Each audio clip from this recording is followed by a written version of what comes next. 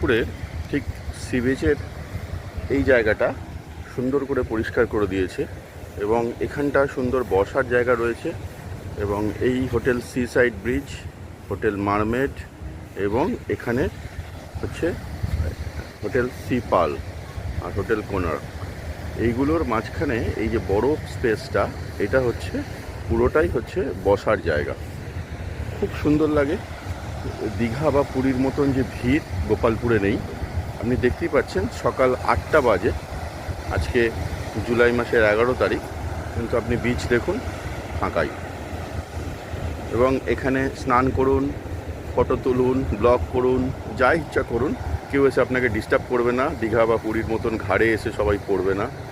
এত বড় একটা ফাঁকা প্রশস্ত বিচ এবং এটা গোল্ডেন বিচ।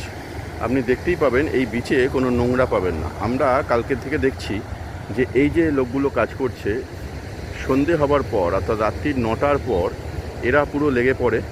এখান থেকে পুরো ড্রামে করে নোংরা পরিষ্কার করে এরা ড্রাম সমেত গাড়িতে তুলে বের করে দেয়।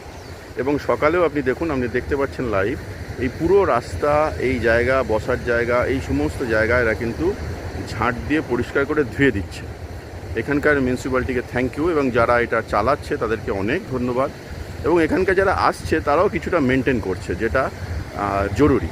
যে আমি একটা প্লাস্টিক, একটা খাবার, একটা বোতল এখানে ফেলে দিলাম, আপনি দেখতে পাচ্ছেন এত বড় একটা প্রশস্ত বিচ, কিন্তু কোনো আপনি নোংরা দেখতে পারবেন না। দেখুন আপনারা পুরো গোল্ডেন বিচের একদম পরিষ্কার জায়গায়। এবং যে ছোট ছোট দোকানগুলো রয়েছে, সেই দোকানগুলোরও টাইমিং রয়েছে খোলার। এরা সবেই সকাল 9টার পরে খোলে এবং রাত্রিবেলা 8টার মধ্যে বন্ধ করে দেয়। রাত্রিবেলা এখানে 10টার পর, সাধারণত কালকে 9:30 পর থেকে দেখলাম পুলিশের গাড়ি টহল মারছে বিচ ধরে সাইরেন বাজিয়ে। কাউকে বিচে বসার কোনো অনুমতি নেই। আপনি বিচের সাইডে সারা রাত বসে থাকুন, কোনো আপত্তি নেই, কিন্তু বিচের মধ্যে জলের কাছাকাছি বসার কোনো অনুমতি নেই। এই হচ্ছে গোপালপুরের রিভিউ।